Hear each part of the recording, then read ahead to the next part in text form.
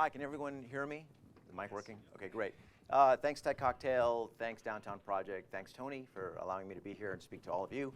I'm just a simple caveman lawyer. I graduated from law school and I wanted to be in the entertainment industry, and I've ended up working at some great places. My first job out of law school was at the Walt Disney Company as an intern. Then I worked at Paramount as a production attorney, where I got a chance to be the production attorney for 3 Star Trek films, 2 Brady Bunch movies, Clueless, a lot of fun, a lot of great stuff. Moved over to started representing talent at ICM, where I was doing business affairs, negotiating deals on behalf of writer, actor, director clients, and then became head of new media because I was the biggest nerd in the building. And I started identifying talent that I thought would cross over and just started generating an audience and therefore a revenue stream as this sort of marketplace started to grow, especially for online video. So what I'm hoping to share with you today are some of the tips and practices and strategies for taking your content on YouTube, which is of course a major free marketing tool for all of you for what you want to do with your companies. And then using those practices to help build a presence and an audience and do something more than just occasionally put up a product video. So I'll start off with a little bit of an example of something that I did. In January, I had 2 clients call me, a director client who said, hey, I brought my $30,000 camera package with me to LA. Thanks for setting up those meetings. You want to shoot something? And I'm like, I'll get back to you. And then another client who was a host and a model, she's like, I really want to act. Can you get me some work on a web series or a TV project? I said, well, you don't really have an acting reel. And she said, well, fix that for me. Okay. Okay. Often managers, I'm a talent manager now, are asked to do the impossible. Okay. But I said, okay. So director wants to direct, talent wants to act. I think I want to write. So I ran to my computer and I wrote a short story, showed it to my director. He loved it, came over. 2 hours later, we had a script. Okay. It usually doesn't work that way, but this is a short form video. Okay. 10 days later, we were shooting this with a 17-person crew. I got this crew because of my relationships, having been in the entertainment business for about 20 years, and the relationships that my clients also have. I got a great cast and crew. Anyway, we produced this short, which is under 5 minutes, and I basically financed the whole thing myself. Cost me under $3,000. Okay, and I'm just like, again, simple caveman lawyer guy. Okay, I'm a business guy. I'm not a creative guy. But I released it about a month ago, and it has about 500,000 views, 17,000 likes, over 17,000 likes, and over 3,600 comments, most of which are, please make more, please make this a show, please make this a series, okay? Now, this is just a small example of okay success for something that I did as a business person, okay, utilizing my clients. So what I want to do is I want to go over some of the best practices that I used, and I didn't use all of them, but I used some of them, to help optimize this video so that people got a chance to see it. So let's go over what are some of what YouTube calls 4-star and 5-star best practices for content creators. And a lot of what I'm going to say will be found if you Google the words YouTube Playbook. So I want you to remember that, YouTube Playbook. It's a free resource that YouTube provides that lists all the best practices that they're constantly updating, that will hit on all the stuff that I'm telling you, but I'm distilling it to their top practices. And these are the ones that actually work. I've seen it work with a lot of my clients. So let's get into some of these best practices. First off, seems kind of obvious and not so easy to pull off. Captivate your audience. Create something that they want to see. This isn't just a commercial or a spokes thing or an ad. Have an amazing first shot. Do what the news organizations do and that tease that later story. Give your audience a reason to stick around and watch that video. Give them a reason to sit through a 15 or 30-second ad before it, because often that's what YouTube is doing to monetize. Make a great first shot. Talk to your audience directly. What Jenna Marbles and Grace Helbig do incredibly effectively when they're addressing their audience of millions of subscribers is to talk to them one-on-one. It's your chance to reach out directly and talk one-on-one with your audience. So create that one-on-one sort of a relationship. Do something creative to capture their attention right away. You're always competing against all that other content on YouTube and all the other content online, including porn, okay? So make it interesting. That's the first thing. Call to action. All right, give your audience something to do. What's one of the most important things you ask them to do? Subscribe. Subscribe to the channel. If you want more content like this, please subscribe. We're going to get into some of those methods in a second. Also, Ask for comments. A lot of people, a lot of the most successful YouTubers ask their audience to comment on what they just saw. Do you like what you saw? Click thumbs up, leave a comment below. What did you think? How would you do? What would you do in this situation? Why don't you create a response video to that, which leads to even more comments? Ask for something, and your audience will respond, okay? Direct them to other videos that you've made. They won't know they're there unless you tell them. Use annotations and overlays to get viewers to subscribe, to thumbs up, or watch more of your content. There's a lot of tools that you can add to your video that just make it very easy for your audience to do something that you asked them to do.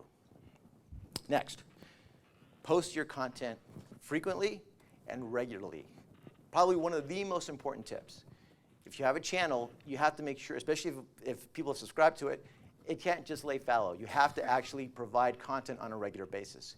I have a client named Taryn Southern who last year had 20,000 subscribers on her personal channel. She had already amassed over 300 million views with her funny music videos for different people, but had never concentrated on her own channel. She decided, I'm going to post my content on my channel consistently. So now, in about 8 months, she grew that audience from 22,000 to 250,000 subscribers. Why? Because she consistently posted content on a schedule. Get your audience used to the fact that new content's coming up all the time. That way they look forward to it. YouTube will give you tools like email blasts to send out to your subscribers if you want that to happen. Once a week at a minimum is usually a good schedule. Publish on time.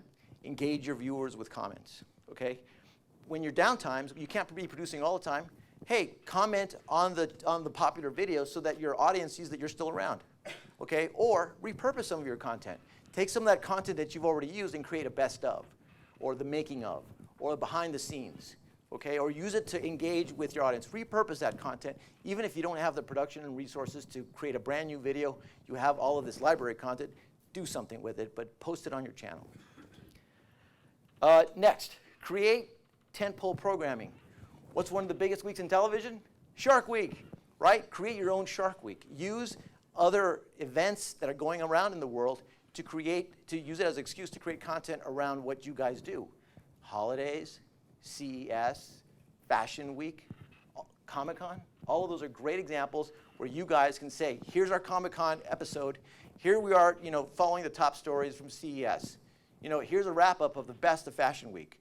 Use your company's channel to sort of jump on a trend and then program for that big tentpole experience. Or create your own tentpole. Announce weeks in advance you're doing something really special. A product launch, a product announcement, big news.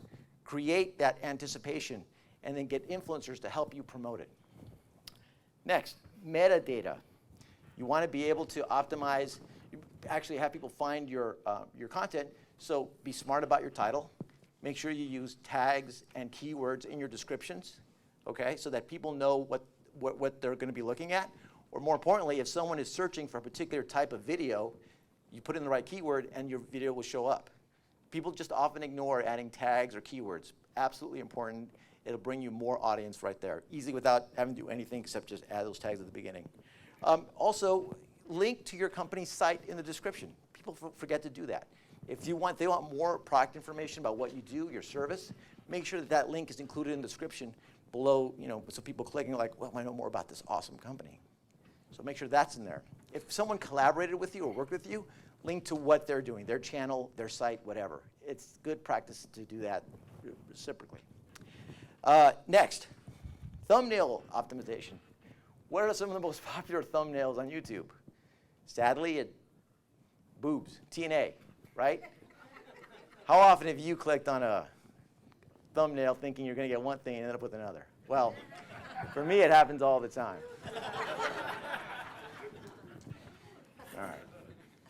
So first and foremost, accurately represent your content. Don't just put something that's not going to get there. What's going to happen if you put, the kind of video that draws in George Ruiz and it's something else? George Ruiz is going to leave a very negative comment. This is not what I was looking for. I did not want to see a cat video. All right. I was thinking about something else. Dislike. Okay, but also faces work. Use faces in your thumbnail optimization. The playbook actually gives you parameters under which you can optimize thumbnails. Use that because that is one of the primary ways that people, if your video comes up in a search, that's one of the primary ways people will think about it and then link to it, and see the association and then want to link to it, or click on it. Okay. Finally, we're going to get into the most important one of all. Cross-promote and collaborate. So how did all the big YouTubers become big YouTubers?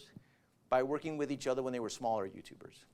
Okay, so when you guys are creating your own channels for your companies or for yourselves, reach out to other YouTubers in a similar area and say, hey, let's do something together. Let's cross-promote. You appear in my video, I'll appear in yours. We'll each post that video on our own channels and send traffic to the other, introduce audiences to one another. And we'll use our social media to link to those cross-promoted videos. We'll also do things like Google Hangouts together to answer questions or get people excited about this special collaboration we're doing. And then once you do that once, people will see that, hey, that guy works really well with others. Let's play with him. Go out and do this frequently. And if you can't actually get someone to guest star on your video, ask to borrow some of their footage to include in your own videos, and then say, and why don't you use some of my footage and put it in yours? That way, if you're separated by time or distance or just schedules, you at least have the access to cross-promote one another on your channels. Collaboration with other more prominent YouTubers is a way to bring you audience, probably the most important and effective way to bring you a larger audience. Okay, whether you're doing something scripted, unscripted, or in the technology or sort of advertising world, start cross-promoting with each other. Get other influencers to talk about what you're doing, talk about what they're doing. Okay, those are the top strategies for optimizing your YouTube experience.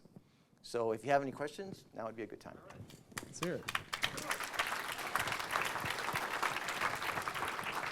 All right, so we're going to do a little bit of Q&A right now. Okay. So just stay on up there. Didn't realize you were not a cat person. Are you more a dog person? Or? I have a cat. So how do you deal with the negative comments on the YouTube channels and individual videos? Excellent question, because the YouTube audience is often full of anonymous people who are very young and can say whatever they want. Often it's best to ignore them. Don't encourage, don't feed the trolls, because they love to pile on. On the other hand, though, I have seen situations where, like an actor, if they're very proud of their work, and the majority of the content, the comments tend to be very good about that video, and there'll be a few that are like really negative, usually ripping out that actor's insecurities and exposing them to the public. That actor will go on and then comment and address that person specifically and said, hey, I worked really hard on that video. For you to say the whole thing sucks in with one word isn't really fair to me or the people that worked on this project.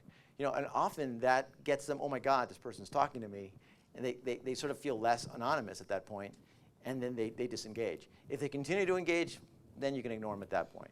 But for the most part, I think 90% of the time the strategy is just to ignore the trolls, ignore the ankle biters. Ignore the trolls. Who's up next? Who's got another question? That's great advice. Here we go, right up here. Do you have this information on YouTube now? Yeah, go to youtube.com/YT/playbook, and it's right there. There's a great PDF. You can download it. It has all this stuff in detail. Great. That should be really helpful. All right, over here in the front. Let me run around here. Okay, you are loud. Okay, go ahead. What's your take on going with live streaming versus YouTube? Like, when do you make that jump? As long as you can get a large audience for it, then live streaming is, I think, incredibly effective. It depends on the goals of what you want to do. Even if you live stream, you probably want to record it and put it on your channel later, so the people who missed the live stream can watch it down the road. Live streaming is like doing live television. You're depending on the audience who happens to be then and there at that time, and that could be a lot of people, depending on who you are and what you are, or it could be very few people. So generally, I favor your channel to be one of recorded videos versus live streaming, and leave live streaming for special events. This is not live streamed. It'll actually be later on tech.co, so you'll be able to see that, and we'll put it out to our podcast. We have a couple of them, so maybe we'll use some of your tips. Okay. Cross-promote. All right, any other questions? One more, okay. Hi, I read somewhere that YouTube actually offers free studio space in LA. Is that true, or can you talk about that more? Sure. By the way, I don't work for YouTube. But I'm friends, and I do a lot of business with those guys. They're great. So they have this new initiative called the YouTube Space Initiative that have opened up production facilities in London, Tokyo, Los Angeles, and there's one opening in New York relatively soon. The one in LA is reported to have cost around $35 million. It looks like a giant studio, production facility. They have they have cameras, they have lights, they have sound stages.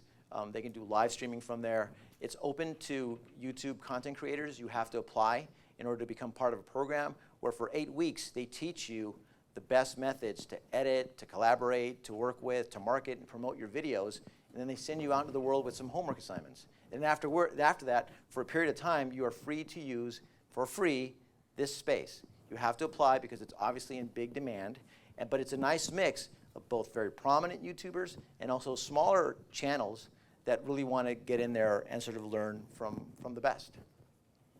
Good question. One more question, and this is coming from actually me personally. Okay. It's just interesting. Like, I know a lot of YouTubers that have used the platform have done great, but I know as a content producer, they don't offer the ability to like really. I mean, if you're on YouTube, like you kind of are at their mercy a little bit, as like if things go south or something like that. So what's your strategy for diversifying off of different platforms as far as being able to get people's actual email addresses and things like that to be able to have an audience that can go anywhere? Right, because the audience that subscribes to YouTube is subscribing to a channel on YouTube, not to you. So there's this middleman that's YouTube in the middle of everything. I think what you do is you have to create a separate experience on your own site where you encourage people to go there. Use YouTube as a marketing platform. When you say, if you want more, go to cocktail.com or Tech.co. Tech.co. I'm sorry, I'm Tic-tac-toe. Latin. I have an accent. Sounds like Tic-tac-co. It's Tech.co. And then you use YouTube to drive people to your site. Right. Felicia Day and the Guild did that very effectively in creating a community for that show on their own site, which was watchtheguild.com. We at Bedrock, we have an amazing sports action channel called Network A, where it's surfing and skiing and skateboarding and all things awesome about sports. And we're creating a brand new experience on networka.com where you can engage with other people, find exactly the kind of videos you want. It's a different from YouTube experience that nonetheless uses the YouTube player in the middle of it. But it gives audiences a little more of what they want directly without kind of the noise that can be YouTube. It gives you a little bit more control over that. Way more control. Yeah. You ultimately want to control the interaction with your audience so that you can have a one-on-one or monetize on whatever it is you want to do with them. Like, yeah. So if YouTube someday decides to go away, you're okay. It's not going away.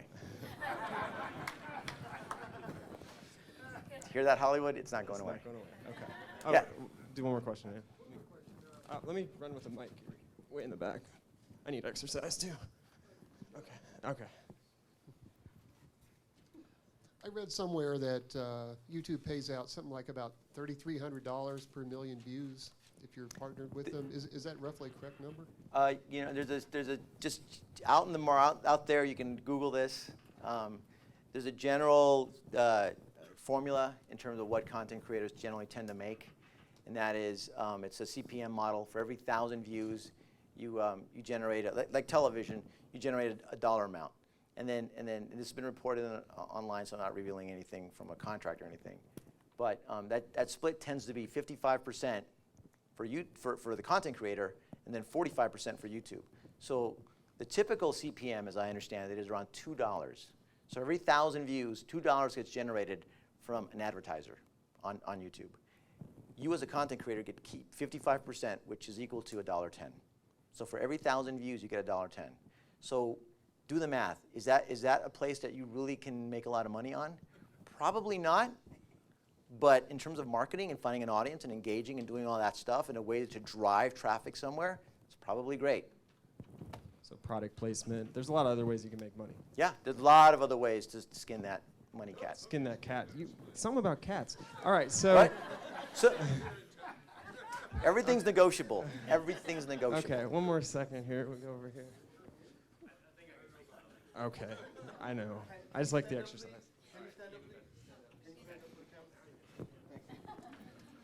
So, do you find a good way to build viewership is also to respond to comments and messages, not with comments and messages, but with video? Sure. I mean, can you imagine your audience if your audience leaves a comment and says, you know what, that video would have been better if you used somebody else in that lead role. And then as for fun, you just did that scene and then got that person to do that just to respond to that one comment. Wow. First of all, you've won a fan for life. Secondly, you've now created a sort of another chance to create another video, which is going to spawn its own set of comments. You know, what if scenario. Yeah, if you have the time and resources to do that, absolutely. Engagement is something the audience craves from you guys. So if you're content creators, talk to your audience. You can't do that on television. You can't do that in films. You can't do that as a book author necessarily. But you can do it on YouTube every single day. Great. Thank you so much, George. Really Thanks, appreciate everyone. your insights.